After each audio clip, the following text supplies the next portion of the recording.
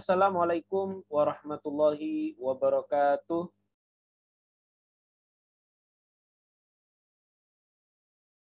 Alhamdulillah, alhamdulillahirabbil alamin. Wa bihi nasta'in ala umuri dunya waddin, wassalatu wassalamu ala nabiyil mursalin wa ala alihi wa ashabihi wa man tabi'ahum bi ihsan ila yaumil.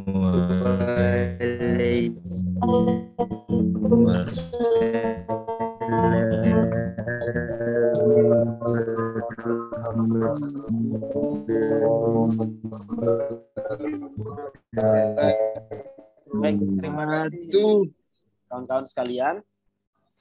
Kalau kemarin kita sudah banyak berbicara mengenai akidah, kemudian terkait juga dengan konsep kafir, konsep syirik, ya. Nah, pada kali ini kita akan coba memahami bagaimana konsep akidah itu harus menciptakan sesuatu dalam diri kita atau berpengaruh pada kehidupan kita. Atau dengan kata lain, akidah itu harus berpengaruh kepada akhlak kita, karena akhlak kita itu akan berkaitan dengan banyak hal. Maka pada pertemuan kali ini kita akan membaca bagian buku ini yang terakhir, yaitu adalah tentang bagaimana kita mencapai kebahagiaan dengan cara mendidik akhlak kita, yang mana akhlak itu akan berkaitan erat dengan yang namanya akidah. Nanti akan kita jelaskan sedikit banyak. Baik, pertama dalam buku ini saya memulai dengan ayat balaman aslama wajhahu lillahi wa huwa muhsin falahu ajruhu 'inda rabbih wala khaufun 'alaihim wala hum yahzanun. Jadi barang siapa yang menyerahkan dirinya kepada Allah, maka dia adalah orang yang berbuat kebajikan, baginya adalah ganjarannya yang ada di sisi Tuhannya, tidak ada ketakutan baginya dan mereka tidak pula merasa sedih. Nah, kita tahu tidak ada ketakutan dan tidak sedih, bahwa tidak ada manusia di dunia ini tuh ingin takut, yang ingin bersedih. Semua orang, ya, tidak ada yang tidak ingin menjadi bahagia. Jadi saya tanya, ada nggak yang ingin tidak bahagia?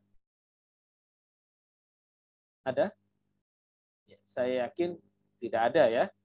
Saya yakin Anda semuanya, saya dan juga siapapun yang hidup di dunia ini pasti menginginkan kebahagiaan.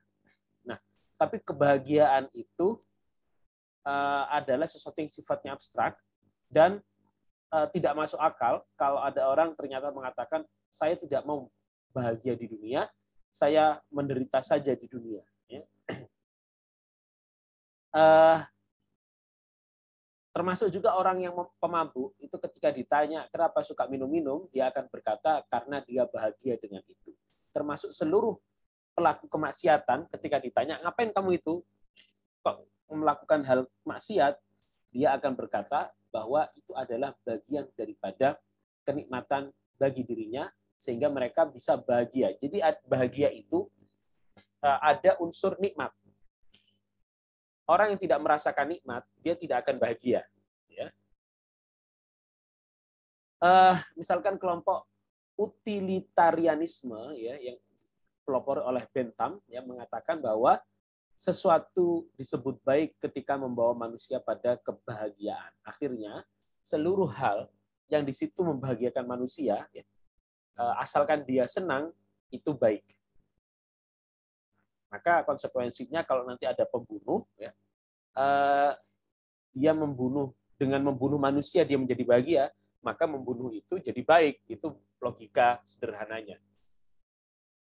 Nah, kebahagiaan ketika manusia memperoleh kenikmatan dan hilang darinya penderitaan. Jadi kalau dia menerima kenikmatan dan hilang penderitaan, itu adalah bahagia. Ya, pada perspektif utilitarianisme ini sangat sempit sekali. Jadi kebahagiaan itu hanya sekedar kenikmatan dan penderitaan, dan juga ini berbahaya karena akan mungkin untuk memoralkan atau membenarkan berbagai tindakan amoral. Nah, kita lihat bagaimana Aristoteles ya, dalam The Nicomachean Ethic dia berbicara tentang kebahagiaan. Kebahagiaan itu bukan hanya merasakan senang, ya, tapi merasakan adalah akhir yang baik. Ya, kebahagiaan itu adalah akhir yang baik dari semua profesi apapun. Ini kata Aristoteles. Misalkan yang bagian perbankan syariah, saya yakin Anda mungkin saat ini berpikiran nanti setelah saya lulus, saya ingin menjadi seorang bankir ya, bankir atau seorang teller atau seorang ahli perbankan dan lain sebagainya. Tapi saya yakin Anda punya cita-cita yang lebih dari itu. Misalkan Anda ingin menjadi seorang direktur di sebuah bank syariah di Indonesia. Atau Anda punya bayangan, oke, saya daripada menjadi budaknya bank syariah, lebih baik saya membuat bisnis sendiri. Akhirnya Anda memilih jalan untuk membuka bisnis sendiri dan Anda ingin menjadi seorang businessman. Begitu juga dengan kawan-kawan yang di teknik mesin. Mungkin saat ini Anda berpikir, ya saya nanti akan kerja di pabrik, menjadi seorang engineer, tapi Anda pasti punya di mana di situ menjadi sebuah puncak imajinasi Anda. Ya. Di mana ketika Anda akan sangat bahagia, merasakan kenikmatan yang luar biasa dalam jiwa Anda. Ketika Anda mampu misalkan menjadi seorang penemu dalam bidang-bidang mesin, ya, dalam kreator dalam hal mesin. Nah, sehingga kebahagiaan itu adalah aktivitas jiwa. Jadi aktivitas jiwa yang berkesesuaian dengan kepandaian dan keunggulan seseorang. Ya. Jadi kepandaian, Anda unggulnya di bidang mana? Maka dalam pendidikan sekarang itu yang disebut dengan merdeka belajar, seorang anak yang memiliki keunggulan dalam satu bidang, dia dipersilahkan untuk mempelajari hal tersebut sampai dia sangat cerdas. Ketika dia cerdas, dia mampu menyaingi banyak hal dan dia mampu berdiri di atas, maka saat itu dia mencapai kebahagiaan. Nah, bagaimana dengan orang yang mabuk-mabukan, pezina, ya, atau orang yang suka berbuat maksiat, ya, apalagi maksiat yang besar? Maka sebenarnya itu bukan termasuk kepandaian, itu bukan masuk keunggulan. Semua orang bisa minum minuman keras, semua orang bisa melakukan perzinahan, semua orang bisa melakukan pencurian. Yes, saya kira kalau di masa apa namanya dalam realitas itu tidak ada yang disebut seperti Robin Hood itu ya, atau kalau dalam komiknya Detektif Conan itu ada yang namanya Kaito Kid, tahu Kaito Kid? Apa namanya? Jadi pencuri ulung ya, pencuri yang hanya ingin mempertontonkan apa namanya kepandaiannya dalam mencuri. Ya. Dan saya kira di dunia ini tidak ada yang seperti itu, sehingga orang itu ingin menunjukkan atau dia dalam bidang yang ia ungguli, dia mampu menekuni profesinya sehingga mencapai kalau bahasa Abraham Maslow itu disebut pengalaman puncak, peak experience. Nah, setiap orang menurut Aristoteles dapat menjadi bahagia ketika aktivitas jiwanya terproyeksikan dalam kegiatan praktisnya berkesesuaian dengan minat bakat. Nah, keunggulan dibagi dua. Pertama, keunggulan intelektual, ya. Kedua, keunggulan moral. Ya. Keunggulan intelektual itu dilatih dengan instruksi-instruksi tertentu melalui habit, sedangkan keunggulan moral itu melalui pembiasaan. Jadi, kalau intelektual itu ada instruksi, misalkan Anda ingin menjadi seorang atlet, maka Anda dididik sehingga berlari berapa ratus dalam sehari beberapa kilometer gitu ya. Sedangkan keunggulan kepandaian keunggulan moral itu diperoleh melalui habituation, pembiasaan. Apa contohnya? Misalkan tentang ketika Anda bagaimana antri, ya. Itu kan perlu habituation, perlu pembiasaan. Ya. Dan saya yakin Anda paham ya mengenai kebiasaan dan belajar. Jadi ada dua keunggulan bagi Aristoteles. Pertama, intelektual dan moral. Intelektual dengan belajar, keunggulan moral dengan kebiasaan. Ya. Nah, setiap orang setelah melatih profesinya, maka orang tersebut akan dapat mencapai tujuan kepandaian dan keunggulan yang diinginkan. Ketika dia mencapai kepandaian dan keunggulan yang dia inginkan, maka dia akan memperoleh kesenangan ya dan cinta terhadap bidangnya dalam jiwa ya, sehingga dia merasa puas dengan apa yang ia dapatkan. Baik. Berikutnya tadi menurut Aristoteles dan perspektif utilitarian. Sekarang kita lihat bagaimana para filosof Muslim ya, kemudian menafsirkan kebahagiaan. Walaupun mereka terpengaruh oleh Socrates, Plato dan Aristoteles, ya, tapi mereka memiliki pendapat-pendapat sendiri yang lumayan otentik. Yang pertama oleh Al-Farabi, kedua Ibnu Sina, dan ketiga Ibnu Miskawih. Ya, pertama Al-Farabi menurutnya kebahagiaan itu sama dengan Aristoteles. Ya, sifatnya al-makulat. Al-makulat itu ada dalam pikiran belaka, bukan pada materi. Ya. Maka ketika kita sebut bahagia, itu bukan orang kaya. Orang kaya banyak tapi tidak bahagia, tapi cerai, tapi bunuh diri. Tapi banyak orang-orang yang ternyata pas-pasan, ya, tidak begitu miskin, tapi pas-pasan, atau orang miskin sekalipun, tapi dia ternyata memperoleh kebahagiaan dalam hidupnya. Sehingga kebahagiaan itu sifatnya bukan material, tetapi rasional. Sifatnya ada dalam pikiran kita, ada dalam jiwa kita. Ini kata siapa namanya? Kata Al-Farabi. Nah, kebahagiaan bisa dicapai dengan 5 potensi jiwa. Pertama, potensi rasional, rasional praktis, ya. Rasional teoritis, rasional praktis, dorongan-dorongan, imajinasi dan indera. Ya. Misalkan Anda memiliki seorang wanita yang Anda cintai. Secara teoritis, mungkin Anda akan berpikiran, atau mohon maaf kalau yang mbaknya mungkin punya pandangan laki-laki yang Anda cintai, terbalik. Ada potensi rasional, teoritis, bagaimana Anda membayangkan. Membayangkan saja itu sudah indah ya. Membayangkan bagaimana ketika nanti menikah. Dan bagaimana ketika punya anak, Anda akan mendidik anak Anda dengan sebaik-baiknya. Di situ ada dorongan-dorongan dalam jiwa yang kemudian membentuk imajinasi. Anda memiliki bayangan apa yang terjadi nanti, dan itu mempengaruhi indera Anda. Kemudian manusia itu akan mengetahui dan memikirkan kebahagiaan dengan akal-akalnya, dan hal-hal untuk mencapai kebahagiaan. Ya, sehingga dia akan berusaha untuk mencapai kebahagiaan itu. Sedangkan keburukan terjadi karena manusia mencapai kebahagiaan hanya dengan potensi indrawi dan imajinasi saja. Jadi orang yang mengoptimalkan 5 potensi itu akan mencapai kebahagiaan yang paripurna, yang tidak akan menjadi sengsara.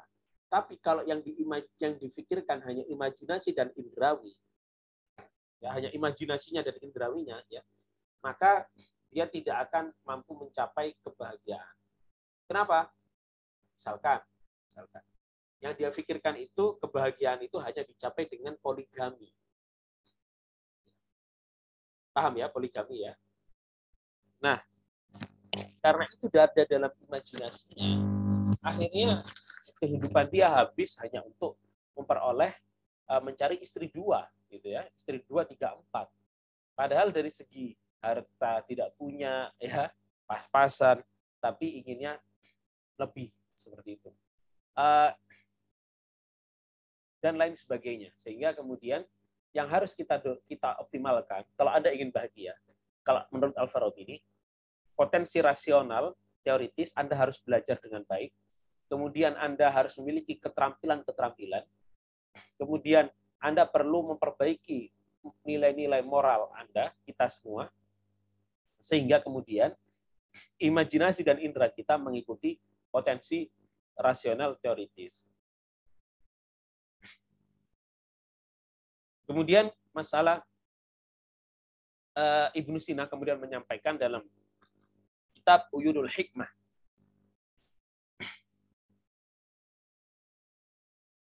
Apa itu kebahagiaan? Menurut beliau, kebahagiaan adalah terputusnya pikiran dari memikirkan hal-hal yang dapat ditangkap indrawi. Jadi, dan berhenti pada keagungan al-haqqul awal, kemudian mengkajinya secara rasional, kemudian mengungkapkan yang universal daripadanya,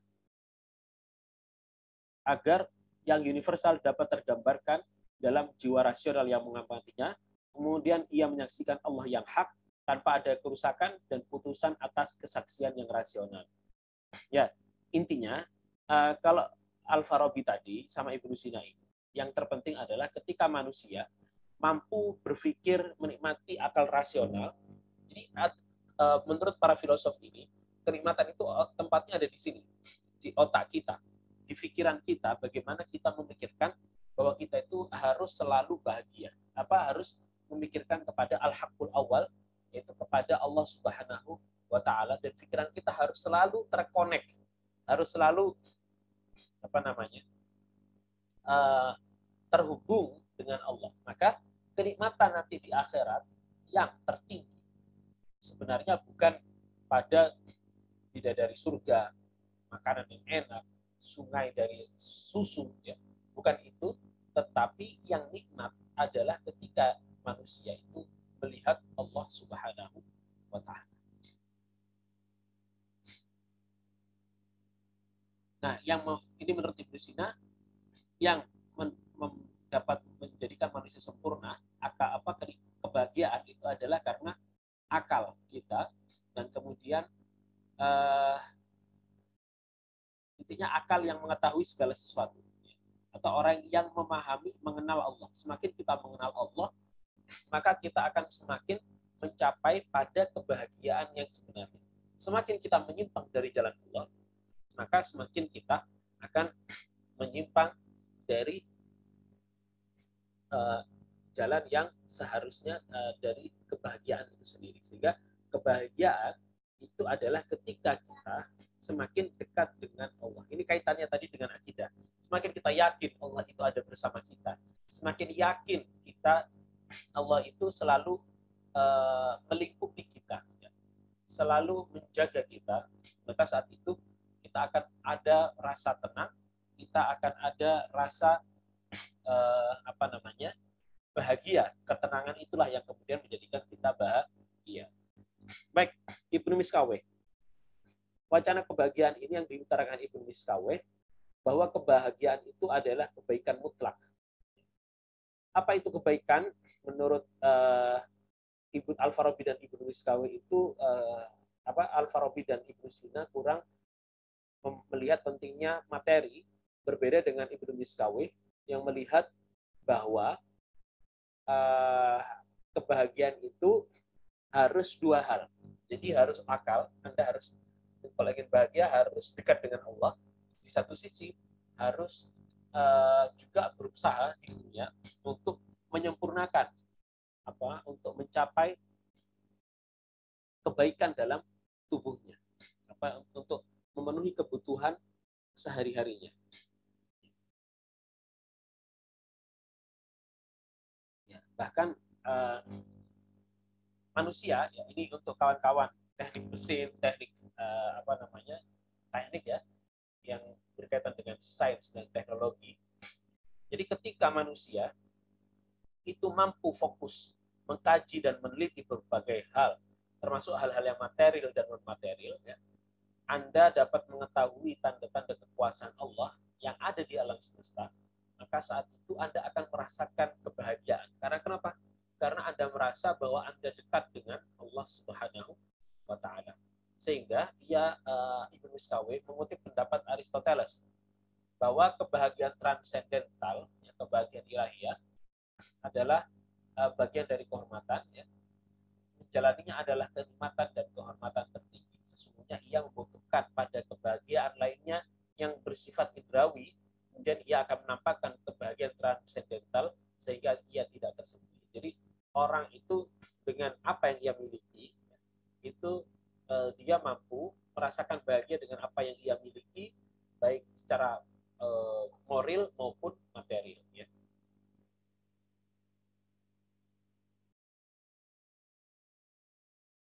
Ya, intinya kalau Ibnu Miskawa ini, orang yang mengalami kenikmatan akal adalah orang yang berbahagia. Maka manusia harus selalu menjaga kebahagiaan itu. Nah, kebahagiaan akal dapat menjadi watak seseorang ketika ia mampu untuk melatihnya. Ya, ketika kita melatih akal kita, pikiran kita untuk belajar dan terus belajar, maka kita akan mampu mencapai kebahagiaan. Ya. Maka kebahagiaan itu bisa dicapai dari mana? Dari meyakini Allah dengan sebenar-benarnya, mengikuti Rasulullah, ya, dan apa yang telah Allah syariatkan kepada Rasul. Ya. Kalau filosof Yunani seperti Aristoteles itu tidak punya konsep surga neraka, tetapi bagi Ibnu Miskawi surga neraka itu pasti, ya. Bahwa ketika nanti di akhirat itu kita akan dibedakan antara asyad, orang yang bahagia, dan orang yang sengsara. Yauma ya'ti la takallamu nafsun illa bi'idznih. Ya.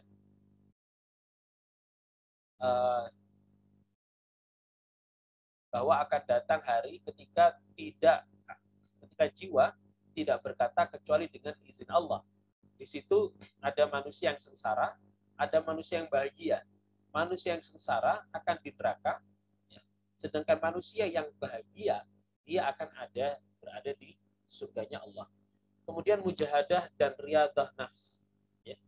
Kemudian seorang yang ingin menjadikan akhlaknya baik, ya, menurut para filosof, dia harus melatih akhlaknya. Akhlaknya menjadi akhlak tengah, menjadi orang yang pemberani, yang harus dilatih. Kemudian keunggulan akhlak ini, bagaimana manusia mampu melatih panca indera, akal, dan kebiasaannya. Nah, melatih jiwa ini dalam bahasa Arab disebut mujahadah atau riyadhatun nafas. Intinya untuk mencapai keadaan jiwa yang sesuai dengan syariat. Ya. Nah, sedangkan jiwa manusia, ya, dari definisi ini, riyadhah itu adalah pensucian akhlak dalam jiwa dari berbagai dorongan-dorongan hawa nafsu. Jadi kita harus mampu senantiasa melatih diri kita, melatih jiwa kita. Ya. Bagaimana caranya? Dengan mengosongkan diri kita dan berupaya mengosongkan diri kita dari akhlak yang buruk, dan kemudian mengisi di jiwa kita dengan sifat-sifat yang terpuji. Nah, untuk mencapai akhlak yang terpuji, maka Abu Nasr Sharaj At-Tusi itu, kelompok tasawuf itu memiliki konsep maqamat akhwal yang nanti Anda bisa baca sendiri kalau sempat untuk membacanya. Ya. Saya tidak akan membahas itu. Yang penting pertama adalah kita harus melatih jiwa kita. Kemudian menjaga kesehatan jiwa. Jiwa itu bisa sakit. Bahkan mungkin ada ungkapan separuh dari penyakit itu adalah karena masalah jiwa. Ketika ada orang yang pusing, yang sakit perut, sakit lambung, itu saya lihat mayoritas mereka itu punya masalah dalam kepikiran sesuatu, sehingga kemudian keadaan jiwanya tidak terkendali dan kemudian dia mengalami penyakit. Maka ada koneksi antara jiwa dan tubuh. Maka kemudian Ibnu Miskawi memberikan nasihat terhadap kita bahwa agar kita bisa jiwa kita senantiasa sehat, yang pertama, berteman dengan orang yang baik dan menjauhi orang yang berwatak buruk, karena watak itu sangat mempengaruhi akhlak manusia. Maka Anda bisa lihat seorang penjual parfum, temannya adalah penjual parfum. Orang yang sukanya minum-minuman, ya temannya orang yang suka minum-minuman. Orang yang suka bangunan, bicara masalah mesin, maka temannya adalah orang yang suka bicara mesin. Kemudian kedua, tidak boleh meremehkan akal. Karena dengan hilangnya akal itu akan menyebabkan manusia hilang, tidak akan menyebabkan manusia turun dan mundur. Kemudian tidak boleh menuruti syahwat dan amarah. Harus bisa mengendalikan syahwat dan amarah. Ketika syahwat dan amarah tidak terkendali, maka yang terjadi adalah ketidakbaikan. Kemudian memikirkan tentang berbagai tingkah laku yang keluar dari dirinya dan berusaha agar perbuatannya selalu baik. Jadi menjaga perbuatan agar selalu baik. Kemudian mengetahui kekurangan dirinya. Caranya agar ia mencari kawan yang baik dan memintanya untuk menyebutkannya tentang berbagai keburukan dirinya hingga ia meninggalkannya dan menyembuhkan dirinya. Nah, bagaimana menyembuhkan jiwa yang sakit? Ya, jiwa seseorang disebut sakit dalam hal ini menurut Ibnu Miskaweh adalah ketika pada porsi yang tidak seharusnya. Ini ada kajian akhlak tengah kemarin. Nah, yang menyebabkan jiwanya sakit ketika tidak dapat dikontrol dalam kondisi moderat antara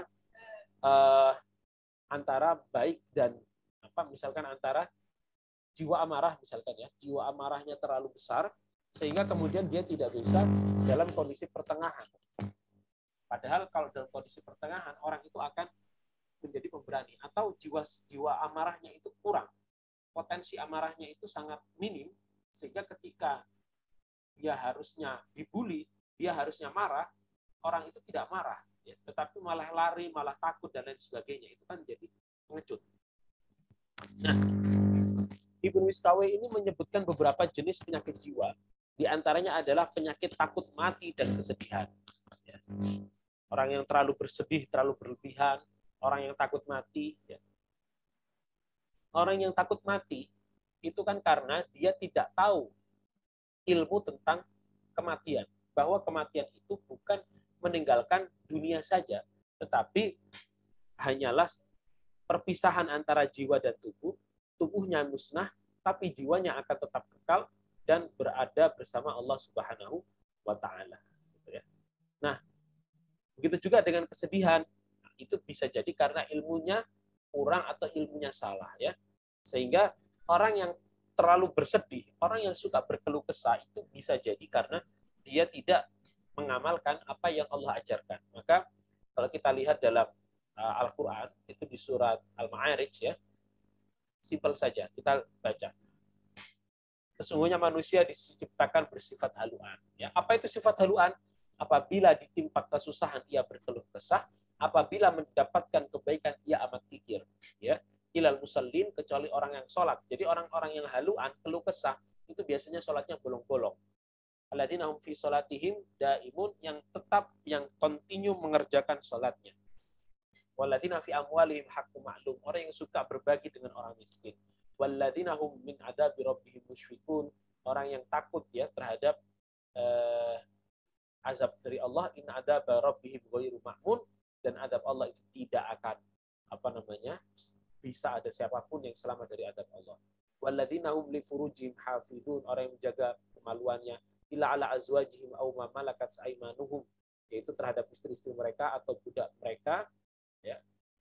Fa innahum ghairu malumin, itu tidak mengapa. Faman ibtagha wara dzalika fa ulaika humul adun, yang melampaui itu maka dia telah melampaui batas. Waladina hum li amanati wa ahdi raun, dan ini adalah bahwa orang yang sebenarnya ingin bahagia, dia harus menjalankan syariat, dia harus iman kepada Allah dan berusaha untuk dekat dengan Allah.